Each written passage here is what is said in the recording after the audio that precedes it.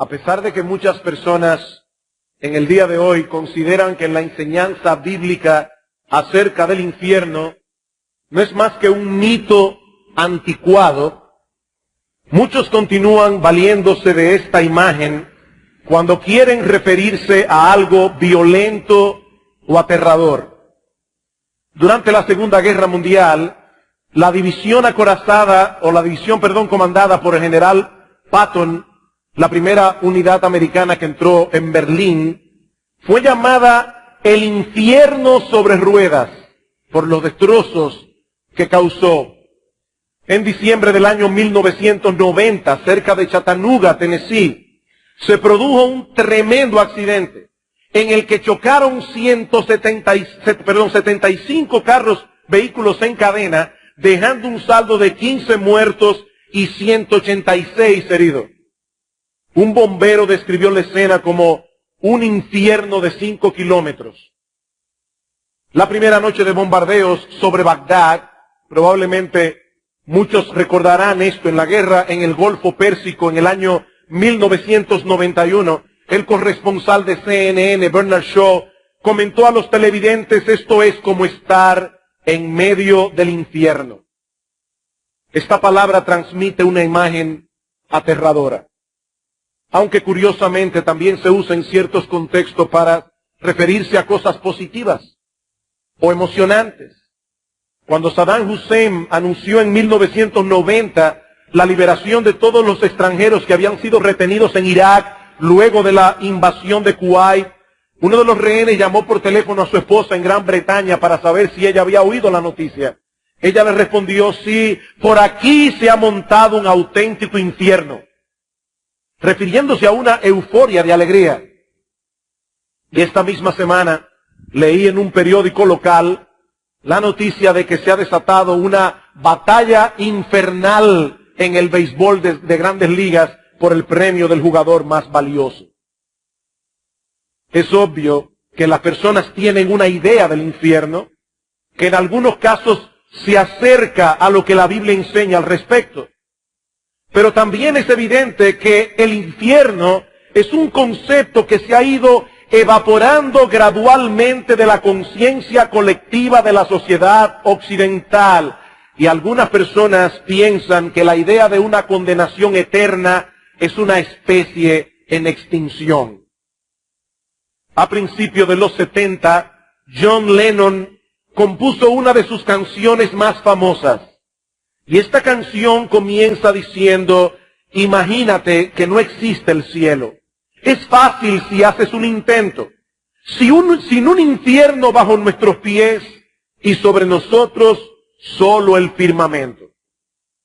Imagínatelo. Sin cielo y sin infierno. He ahí la filosofía de vida que muchos prefieren asumir, tomando a John Lennon como su profeta. De la nada venimos y a la nada volveremos, y entre una nada y la otra debemos procurar sacarle el jugo a esta vida, porque esto es todo lo que hay. ¿Pero es realmente así? ¿Es realmente así que después de la muerte física no hay nada más?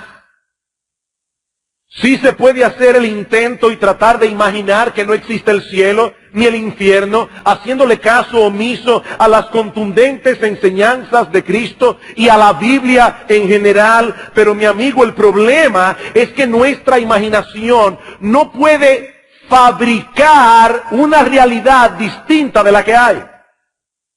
Las cosas no son como yo quiero imaginármelas. Las cosas son como son. Y lo que quiero hacer en esta ocasión es echar un vistazo a lo que la palabra de Dios enseña con respecto al infierno. Porque es la única voz autoritativa que puede proveernos información veraz y segura sobre la existencia después de la muerte de aquellos que parten de este mundo enemistados con Dios, de aquellos que parten de este mundo en sus delitos y pecados. Sí, yo sé que el tema no es agradable, yo lo sé. Para mí no va a ser fácil predicarlo, para ustedes no va a ser fácil oírlo. Pero ¿qué dice la Biblia con respecto al infierno? En la mañana de hoy nos limitaremos a 4 aspectos fundamentales y el primero de todos es que el infierno es un lugar real. El infierno es un lugar real. Y digo esto porque muchas personas viven vidas tan miserables que no pueden imaginarse siquiera que existe otro infierno del que ellos han vivido aquí.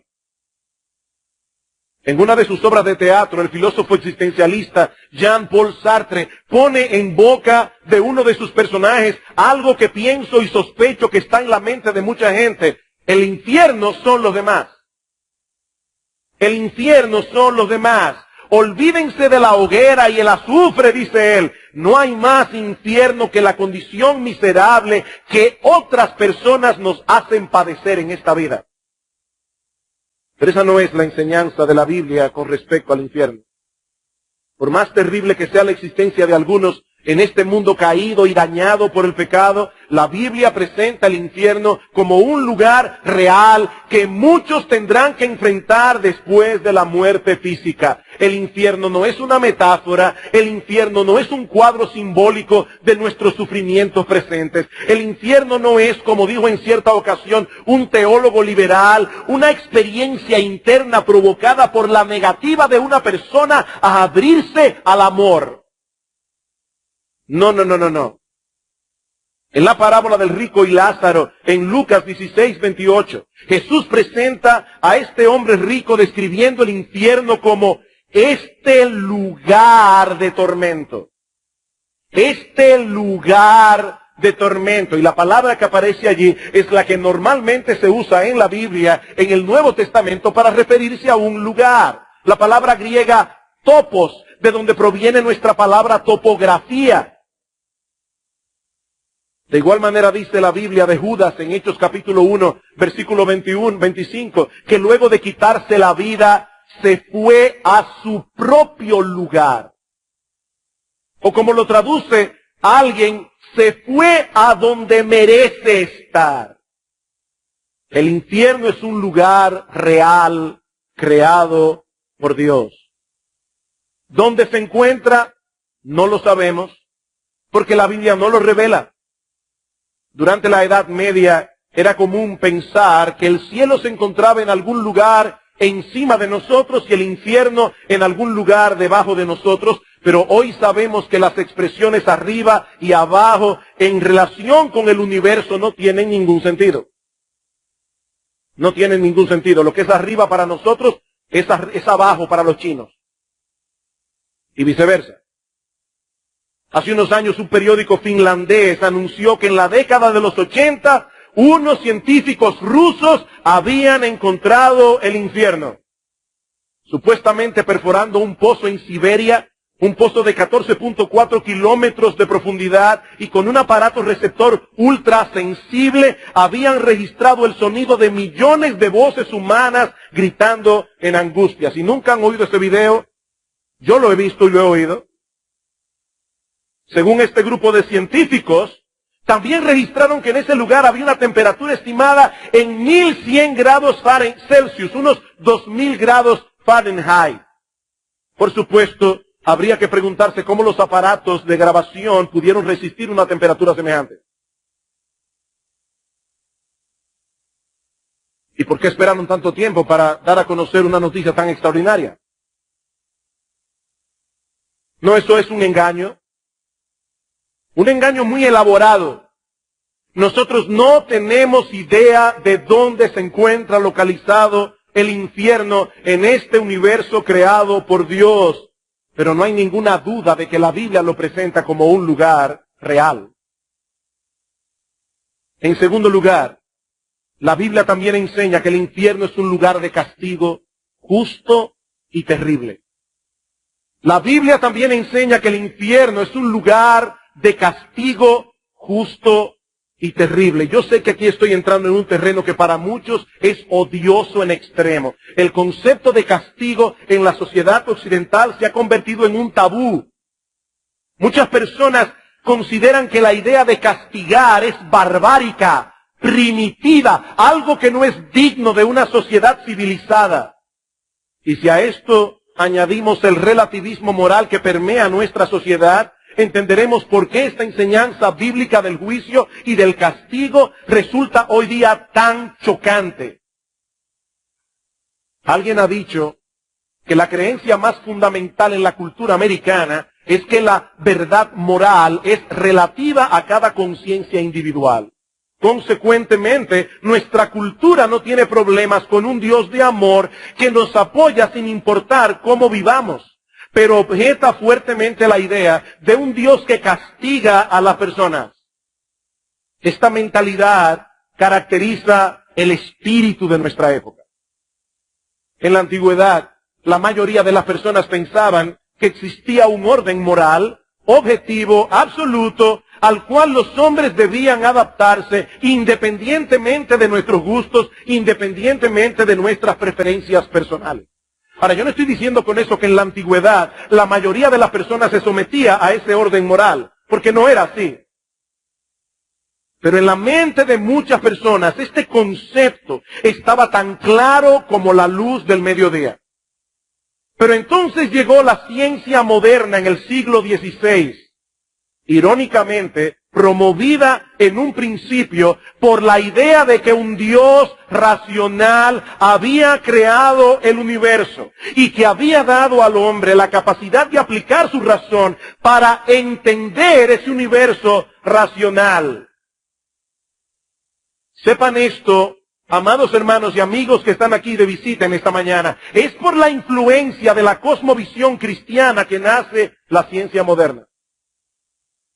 Pero poco a poco comenzó a desarrollarse en el hombre moderno la mentalidad de que la ciencia era el único medio para poder conocer con certeza las cosas.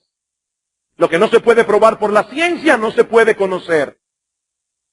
Y muchos llegaron a pensar también que la ciencia podía aplicarse para transformar el orden natural a nuestra conveniencia.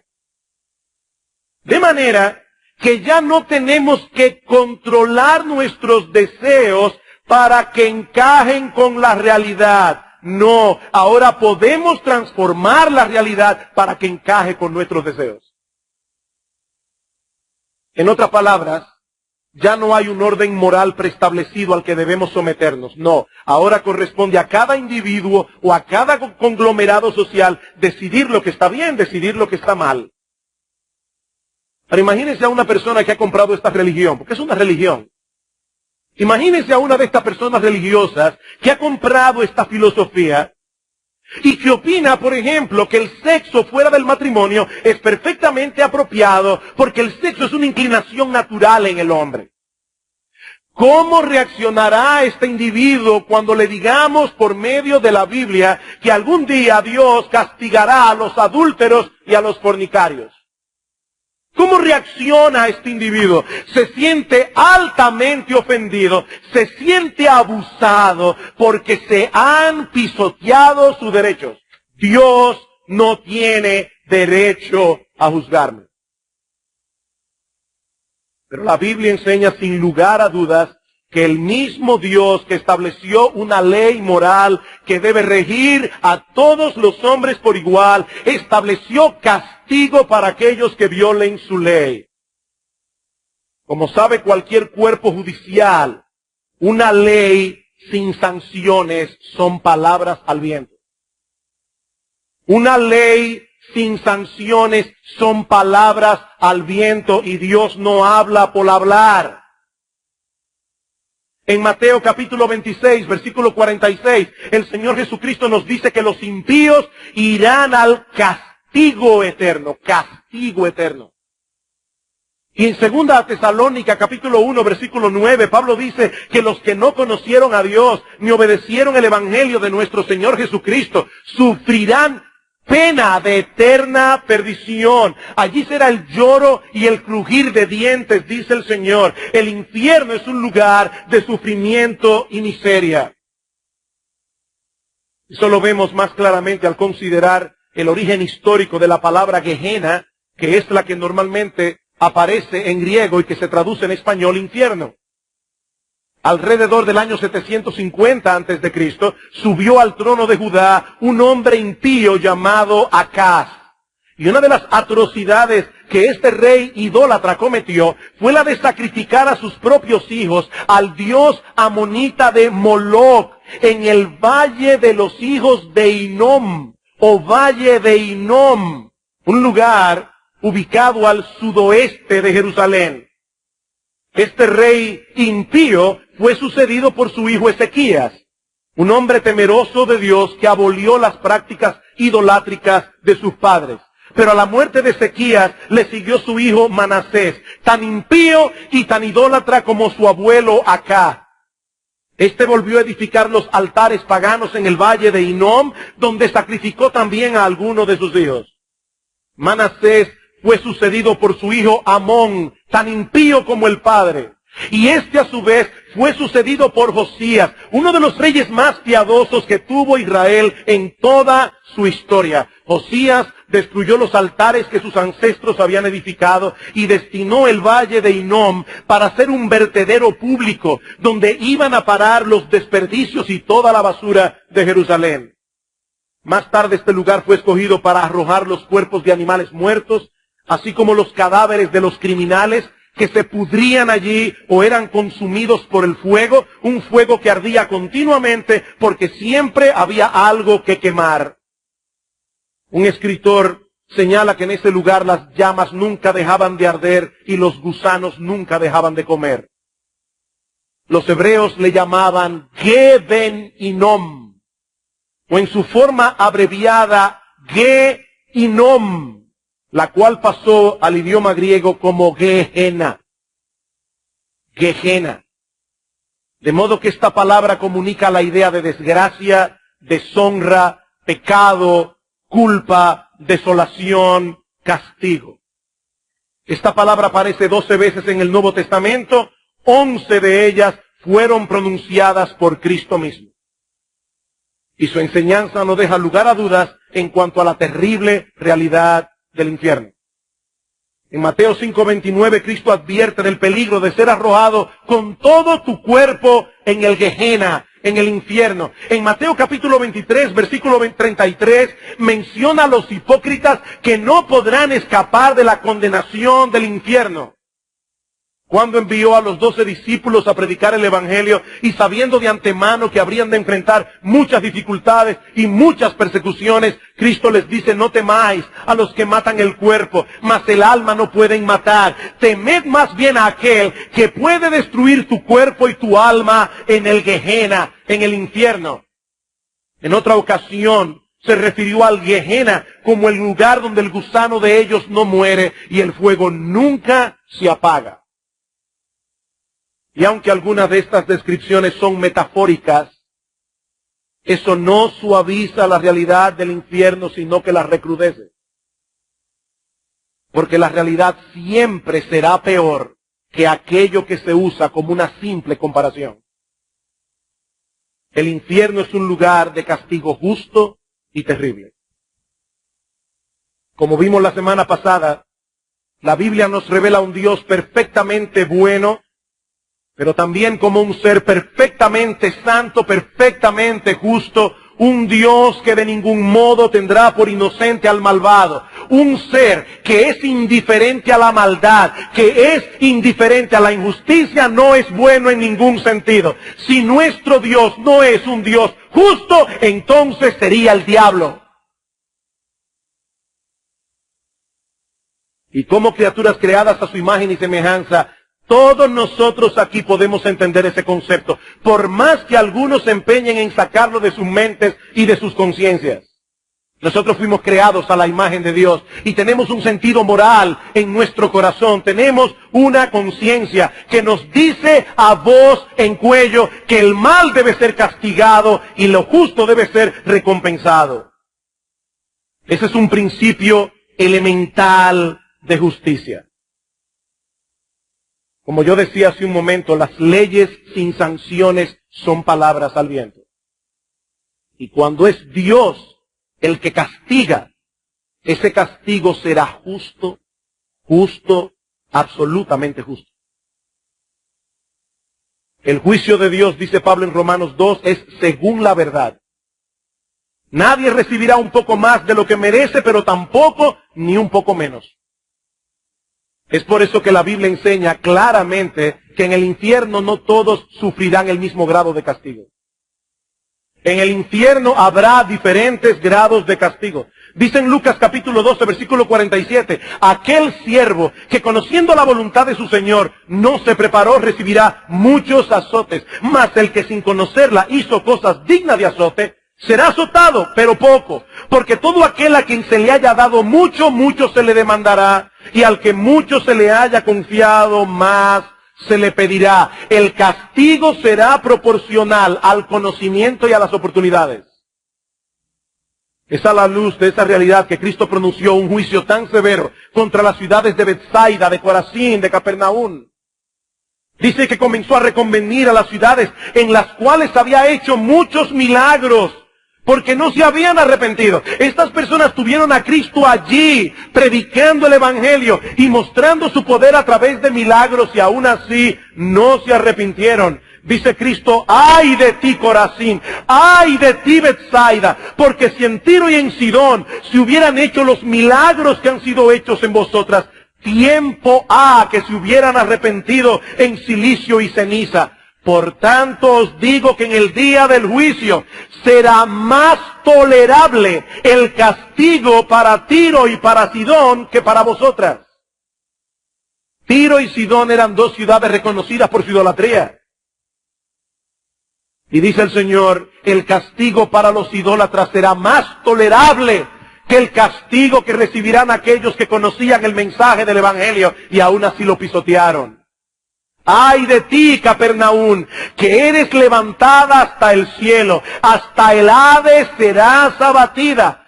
Porque si en Sodoma se hubieran hecho los milagros que han sido hechos en ti, habrían permanecido hasta el día de hoy. Por tanto os digo que en el día del juicio será más tolerable el castigo para Sodoma, una ciudad llena de homosexuales, una ciudad llena de lesbianas. El castigo para esos homosexuales y para esas lesbianas será más tolerable que el castigo que recibirán aquellos que pisotearon el Evangelio de Jesucristo, habiéndolo conocido. Esa es la enseñanza de Cristo. Hablando a los líderes religiosos de su tiempo, hombres que tenían mucho conocimiento de la Biblia, pero lo usaban engañosamente para fines egoístas. Y Cristo les dice, ay de vosotros, escribas y fariseos hipócritas, porque devoráis las casas de las viudas y como pretexto hacéis largas oraciones. Por esto recibiréis mayor condenación. Mayor condenación. Todos serán castigados. El infierno es horrible para todos, pero no todos lo serán en el mismo grado. Mayores privilegios traen mayor responsabilidad. Y ya me imagino a alguien pensando, pero pastor, si esto realmente es así, me hubiera convenido más nunca haber oído el Evangelio. No, mi amigo, ese es un razonamiento totalmente equivocado. Por un lado, como yo decía hace un momento, todos serán castigados, porque la ignorancia de aquellos que nunca han oído el Evangelio es una ignorancia relativa, no absoluta. Ese es el argumento de Pablo en Romanos capítulo 1, versículos 18 en adelante. Pablo dice que aún esos paganos que nunca tuvieron en sus manos una Biblia, tales paganos conocen a Dios. ¿Cómo lo conocen? Porque las cosas hechas por Él, su eterno poder y deidad, se hacen claramente visibles por medio de las cosas hechas, de modo que no tienen excusas. Dios es un artista que quiere ser conocido y puso su firma de artista al pie de su obra. Por donde quiera que mires, verás un testimonio de la gloria de Dios. No es una ignorancia relativa, por eso no son inocentes, son culpables. Alguien se preguntaba qué va a pasar con los pobres inocentes de África que nunca han oído el Evangelio. Y R.C. Sproul responde muy sabiamente, los pobres inocentes de África no serán condenados porque Dios no castiga a los inocentes. Ahora la pregunta es, si hay algún inocente en África. Pablo dice que no. Todo hombre sabe que Dios existe.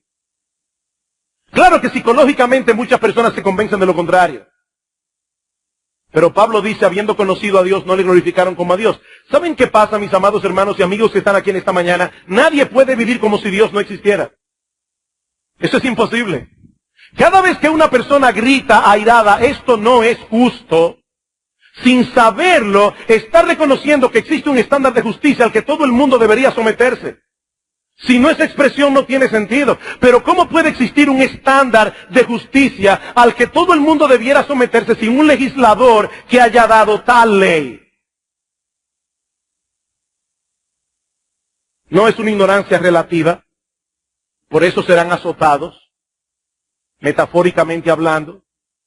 Pero por otra parte, la predicación del Evangelio es el medio por excelencia que Dios usa para salvar a los pecadores. Pablo dice en Romanos capítulo 1, versículo 16, que el Evangelio es poder de Dios para salvación. Y más adelante dice que la fe viene por el oír, y el oír por la palabra de Dios. Dios ha escogido la predicación del Evangelio como el medio por excelencia para salvar a los pecadores.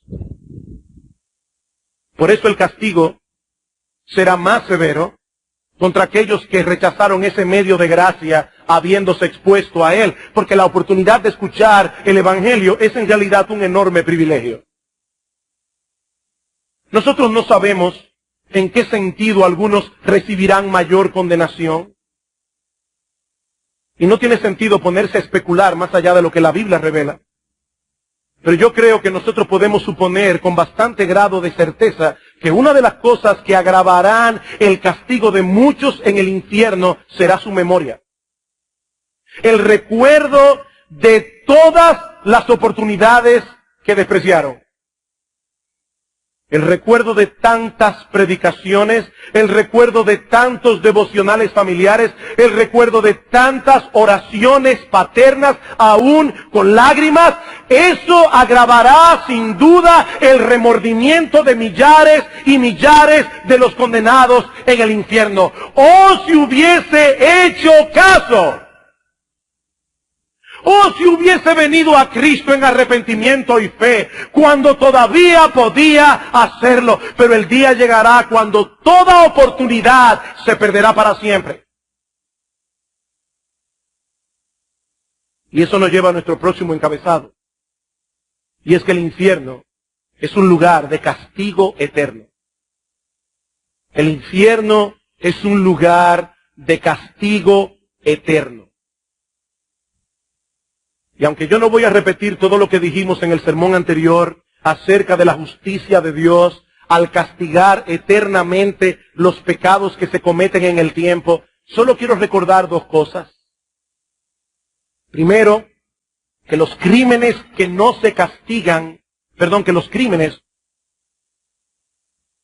no se castigan tomando en cuenta el tiempo que lleva a cometerlos. Como yo decía la vez anterior, ni siquiera la justicia humana actúa de esa manera. Un segundo es suficiente para apretar el gatillo y cometer asesinato. Un segundo. 10 años puede llevarle a un individuo tramar un engaño para robarle todo lo que el otro tiene. Pero el crimen cometido en un segundo se va a castigar más severamente que aquel que lo cometió durante 10 años. Lo que se toma en cuenta al imponer un castigo no es la cantidad de tiempo que lleva a cometerlo, es la dignidad del ser que fue dañado u ofendido con el crimen. Imagínense por un momento cualquiera de estos niños que están aquí sentados en esta mañana, que de repente un día el padre los ve pisoteando un gusano. Y el padre le dice, niño, mi hijo, no seas cruel, ni siquiera con un gusano, a menos que ese gusano estuviera en un lugar inconveniente. Pero yo no me imagino a ese padre llamando al niño y diciéndole, ¡oh, tú perverso! ¡Qué cruel eres! Maltratando a ese pobre gusano. No. Ahora, si el padre viera a ese mismo niño maltratando al gato de la casa, probablemente la reacción sería diferente. Porque un gato no es lo mismo que un gusano en nuestra mentalidad. Nosotros le asignamos un valor diferente.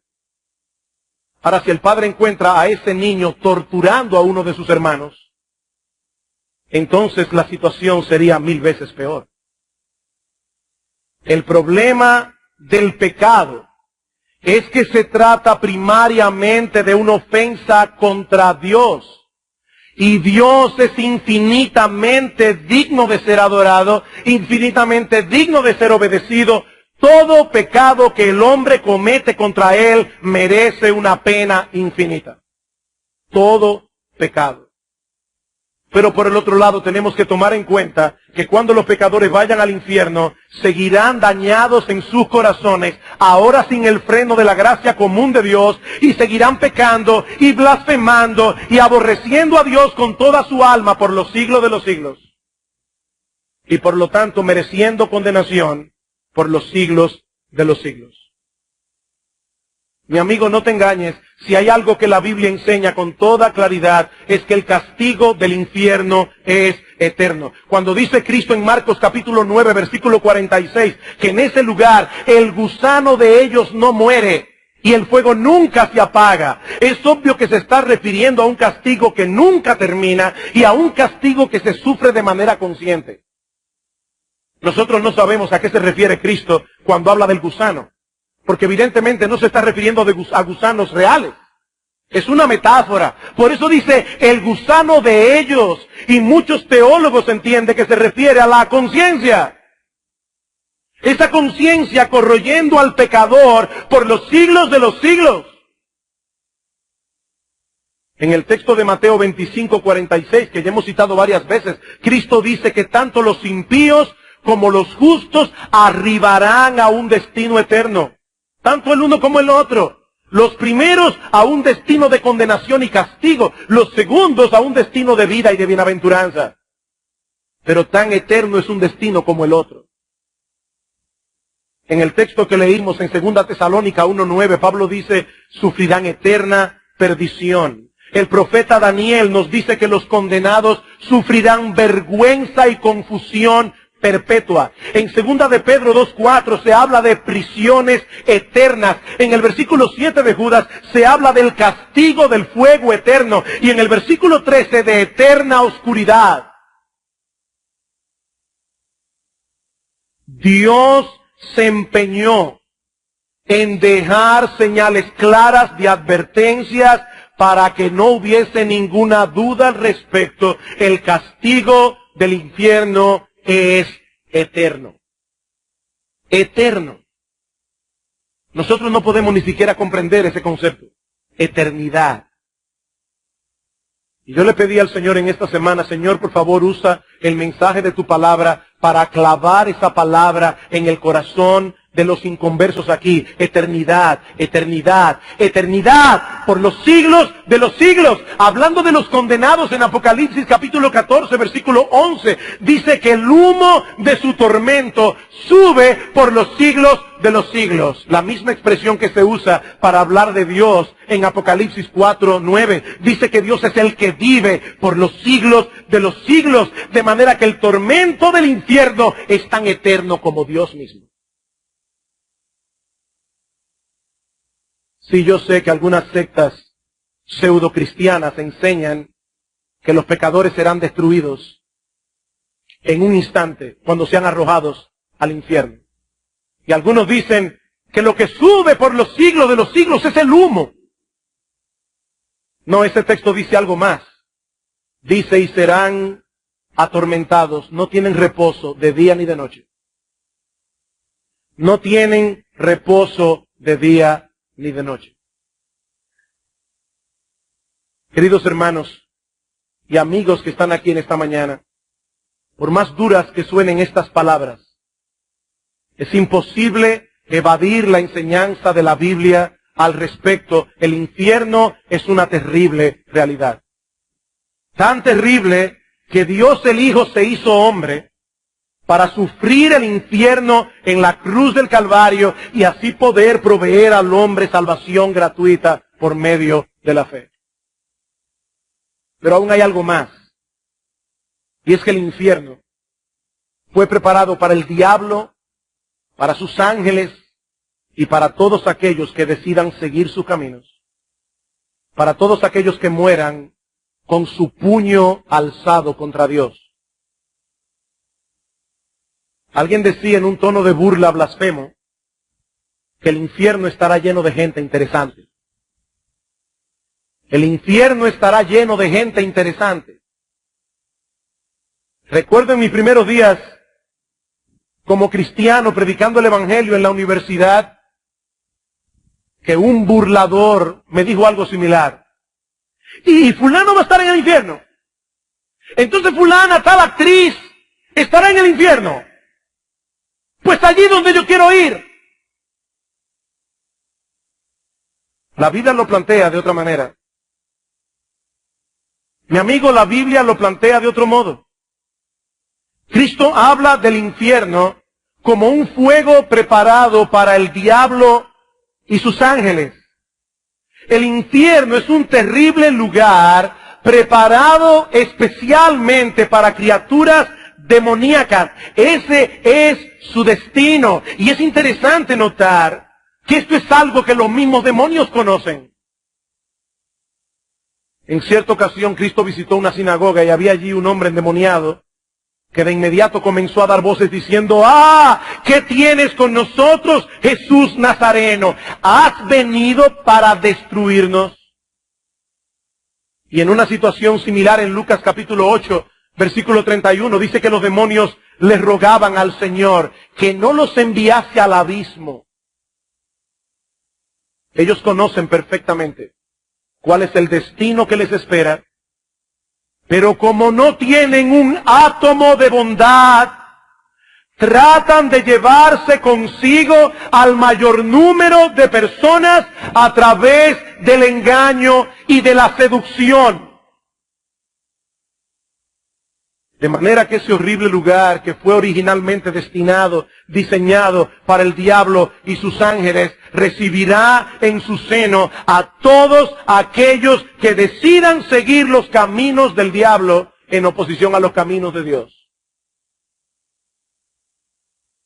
Apocalipsis capítulo 21, versículo 8. El apóstol Juan viene describiendo lo que será la gloria del creyente en el cielo. Y dice en el versículo 7, el que venciere heredará todas las cosas y yo seré su Dios, él será mío, pero los cobardes, los incrédulos, los abominables, los homicidas, los fornicarios, los hechiceros, los idólatras y todos los mentirosos tendrán su parte en el lago que arde con fuego y azufre, que es la muerte segunda. He ahí las personas interesantes que encontrarán los impíos en el infierno. Todos los cobardes estarán allí. Todos los incrédulos, todos los abominables y homicidas, todos los fornicarios, todos los hechiceros, todos los idólatras, todos los mentirosos. Y fíjense que esta profecía tan dura se encuentra precisamente en el lugar donde se habla del cielo. El cielo es un lugar donde los santos disfrutarán de la presencia especial de Dios por los siglos de los siglos. Es en ese contexto que se escribe Apocalipsis 21:8. El paraíso perdido en el huerto del Edén vendrá a ser el paraíso recobrado por la obra redentora de Cristo. Pero es precisamente esa presencia especial de Dios la que los pecadores rechazan con todas las fuerzas de su ser. Por eso decíamos el domingo pasado, citando a C.S. Lewis, que al final de cuentas solo hay dos tipos de personas en el mundo. Aquellos que dicen a Dios, hágase tu voluntad, y aquellos a quienes Dios dirá al final de sus días, hágase tu voluntad. Me rechazaste con todas las fuerzas de tu ser. Oíste mi llamado de gracia una y otra vez.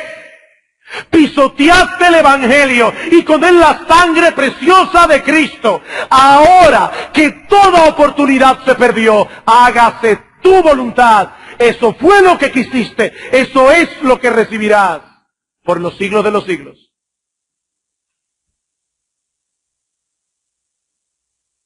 Y por favor no piensen que el infierno solo está lleno de criminales, de alcohólicos, de drogadictos, de fornicarios, de adúlteros, porque no es verdad. En el infierno habrá también mucha gente decente y moralista, que por estar confiando en sus propias obras, por estar confiando en su propia justicia, también desecharon el evangelio de gracia de nuestro Señor Jesucristo. ¿Recuerdan la palabra del apóstol Pablo en 2 Tesalonicenses capítulo 2, versículo 8? Pablo dice allí que los que no obedecieron a Dios, no conocieron a Dios, ni obedecen el evangelio de nuestro Señor Jesucristo, sufrirán pena de eterna perdición. ¿Cuál fue el pecado allí? No recibir por fe el evangelio de gracia. Por eso Cristo le dice a Nicodemo, un hombre decente, un hombre moralista, Nicodemo, el que no naciere de nuevo, no puede ver el reino de Dios.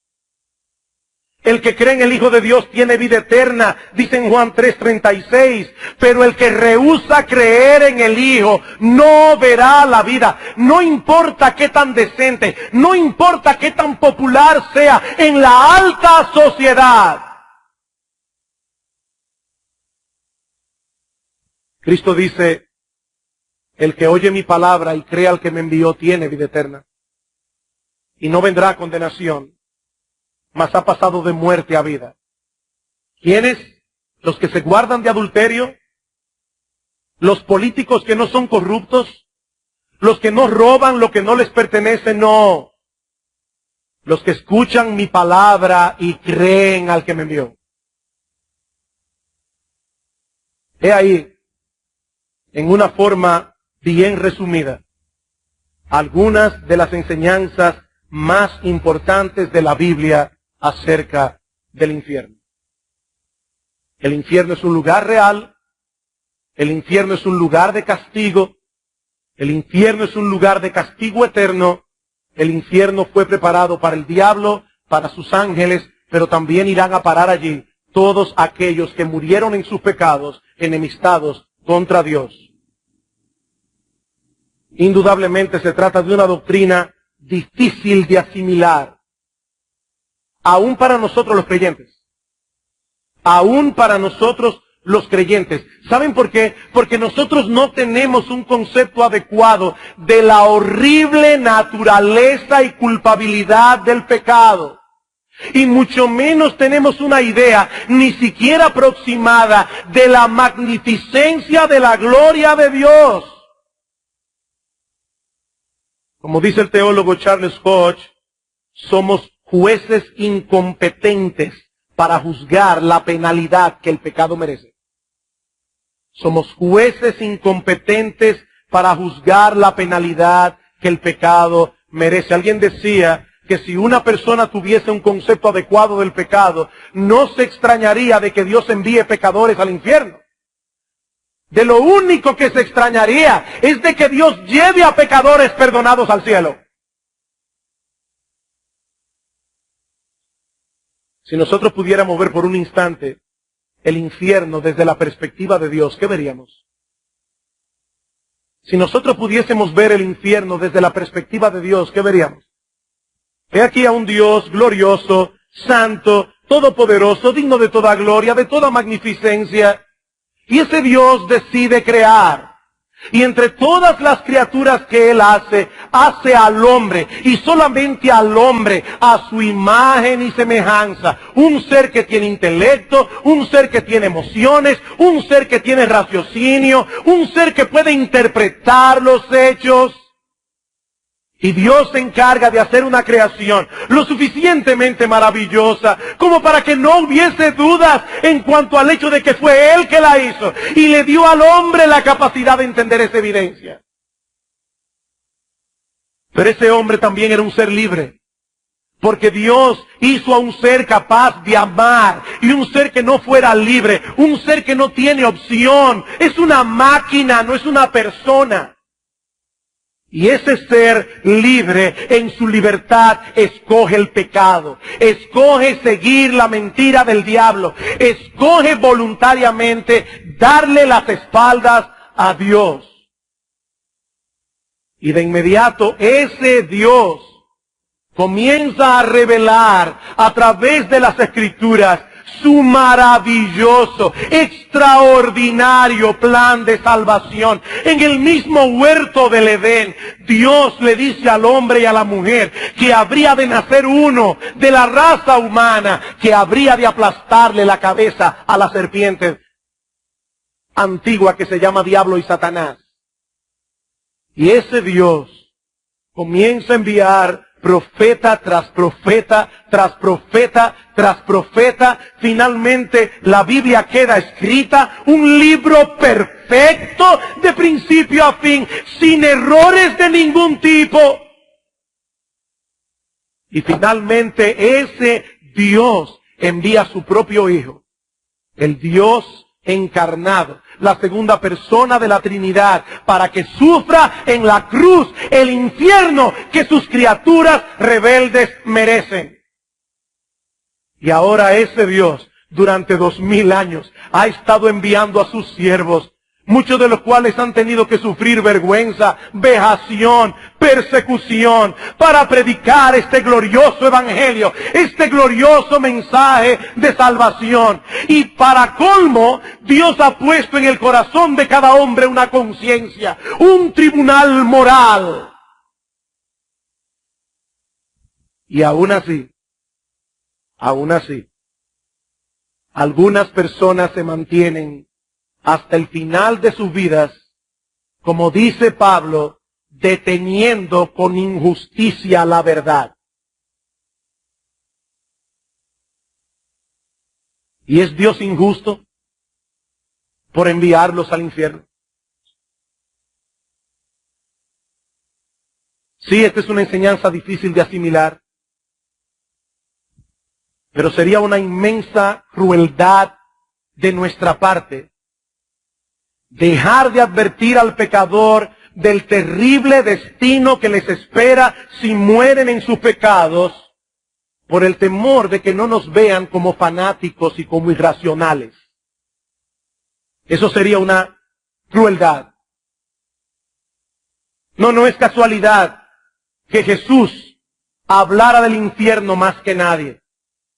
No es casualidad que Él presentara esta doctrina en una forma tan vívida y tan aterradora. No es casualidad. Y es que nadie conocía como Él los horrores del infierno. Horrores que hicieron necesarios su encarnación y su muerte en la cruz del Calvario. ¿Saben por qué Jesucristo habló tanto del infierno? ¿Saben por qué lloró sobre Jerusalén? Precisamente porque Él vino a buscar y a salvar lo que se había perdido.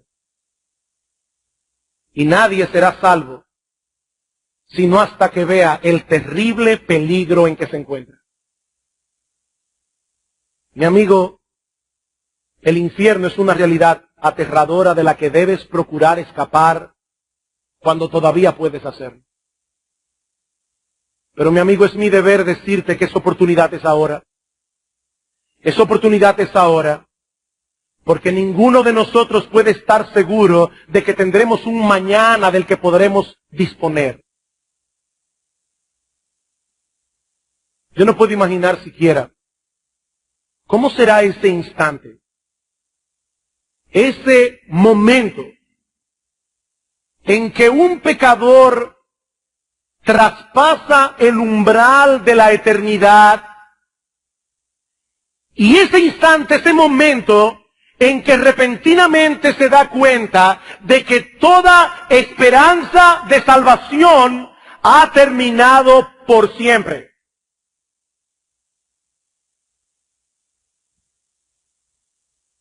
¡Qué terrible! ¡Qué terrible! Pero mi amigo, ese no tiene que ser el final de tu historia. Porque la puerta de salvación sigue abierta para ti. Dios te está dando una oportunidad. Él te trajo a este lugar. Él quería que tú escucharas este mensaje. Ah, pastor, pero ¿qué si yo no soy uno de los elegidos? Recientemente el pastor Salvador Gómez predicó acerca de eso. No, mi amigo, la Biblia no enseña en ningún lugar que los pecadores deben averiguar primero si son elegidos para venir a Cristo en arrepentimiento y fe. Más bien la Biblia proclama que todo el que venga será recibido. Todo el que venga será recibido. Todo el que venga con la disposición de confiar en Cristo y solamente en Cristo para la salvación de su alma. Todo el que a mí viene, yo no lo echo fuera. Más aún, mi amigo, la Biblia dice que la gracia de Dios está disponible para ayudarte en este momento a hacer lo que por ti mismo tú no puedes hacer. La gracia de Dios es una gran salvación. Mi amigo, tal vez en el fondo de tu corazón tú tienes miedo de conocer a Dios. Sí, hay personas que tienen un miedo psicológico al hecho de que Dios exista y tratan de imaginar que eso no es así. Pero mi amigo, yo te recuerdo una vez más que tu imaginación no puede fabricar una realidad distinta de la que hay. Leí en estos días, por una razón particular, estaba leyendo la vida de la poetisa norteamericana Emily Dickinson. Me dio tanta pena, tanta tristeza.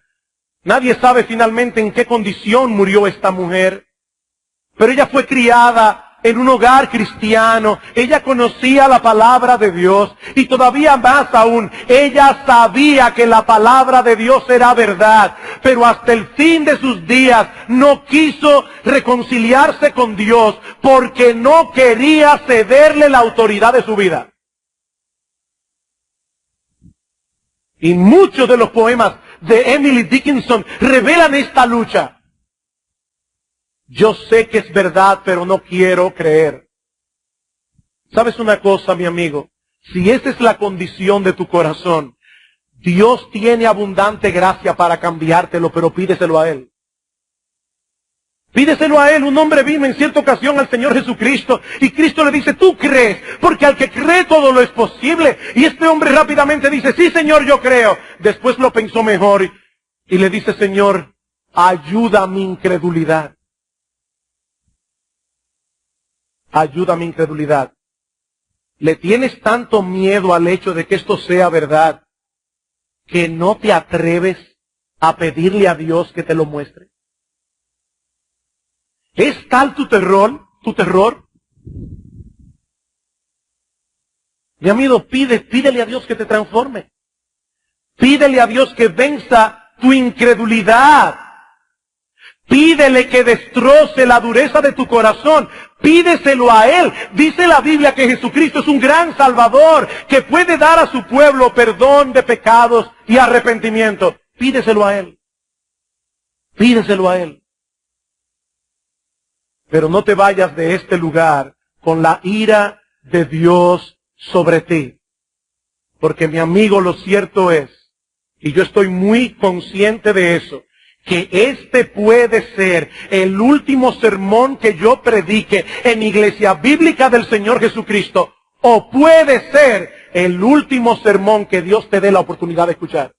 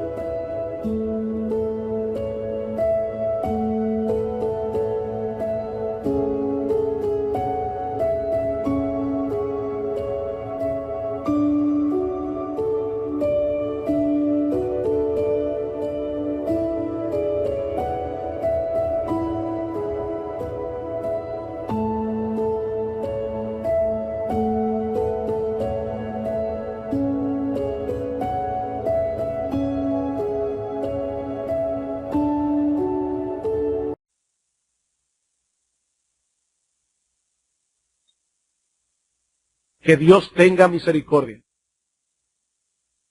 Que Dios tenga misericordia. Vamos a orar. Oh Padre nuestro que estás en los cielos, Señor y Dios Todopoderoso, pensando en el infierno, no podemos dejar de ver que ciertamente es un lugar horrible, pero tampoco podemos dejar de ver que el Dios del cielo estuvo dispuesto a sacrificarse a sí mismo para que los hombres pecadores no tengan que ser arrojados en ese horrible lugar. Señor, usa tu palabra en esta mañana. Más allá de lo que nosotros podemos hacer, Señor, vence corazones obstinados, ablanda corazones endurecidos, reparte abundantemente fe donde hay incredulidad, valentía donde hay cobardía. Señor, ten misericordia y salva a los pecadores. Padre, usa tu palabra en este mismo momento para que hombres, mujeres, jóvenes y niños clamen a ti en arrepentimiento y fe. Señor, ten misericordia, porque te lo pedimos en el nombre de Cristo. Amén.